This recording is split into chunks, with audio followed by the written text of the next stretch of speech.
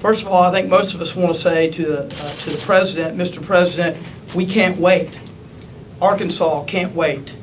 We all agree that the greatest challenge facing this country right now is jobs. And by delaying a decision on the Keystone pipeline, the President is putting politics, presidential politics, his campaign, over paychecks.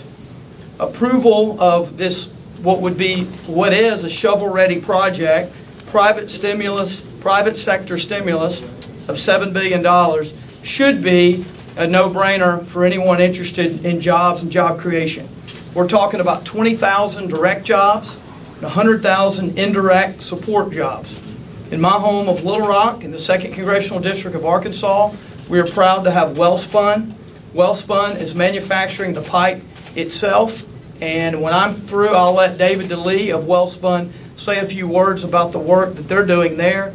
They provide in my district over 600 jobs, direct jobs, working for Wellspun, and over 300 support jobs. For the last 18 months, they have had 100% of their capacity working on this particular project.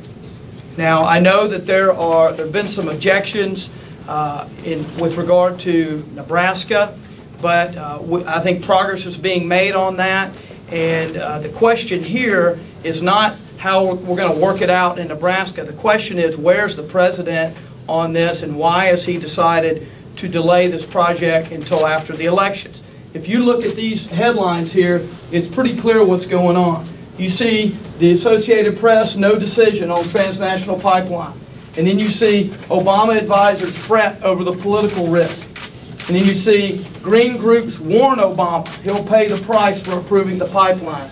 And you just go right up and you see, okay, now he's going to delay it. He's punted on it. He's delaying it until after the election. And now we learned last night, in light of the President's decision to delay, that the Canadian Prime Minister is looking to China to do what Americans want to do. Take the natural resource from Canada and refine it. And if we can't do it, if we aren't willing to do it, if the President delays this project, then the Prime Minister of Canada is looking elsewhere. And he is looking to China. Now, it's interesting that the President has not just said we need a little more time. He hasn't said, well, we're working out some details. I'm hopeful we can get it done in a month or so.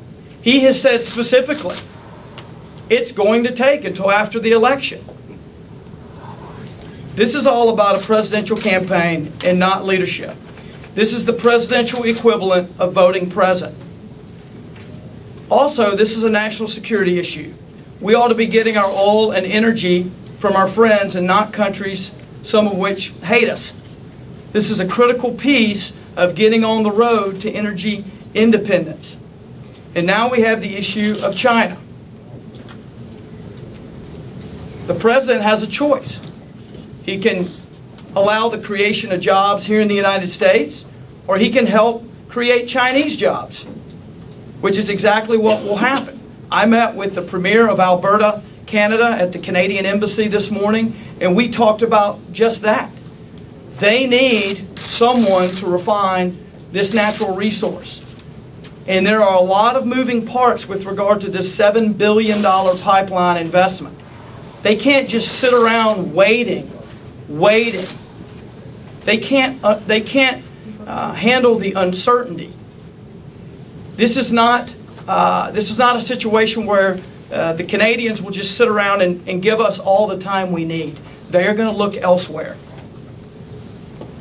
And on the environment, all the credible studies say that this pipeline will not harm the environment.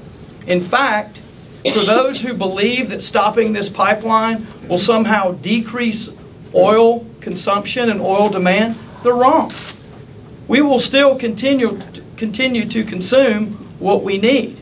But instead of getting it from our friends, we'll be getting it from other parts of the world. Also, if this natural resource is being refined overseas in places like China, they will not be following the stringent regulations and safety rules that we have here. So the bottom line is the president should say, we're going to move expeditiously, we're going to move as quickly as possible. He shouldn't set an arbitrary deadline of after the election. He ought to say, I'm going to put all the government's resources to move on this as quickly as possible. It took Canada 1 year to approve the entire project. It's taken this country years. We can't be competitive with that sort of delay.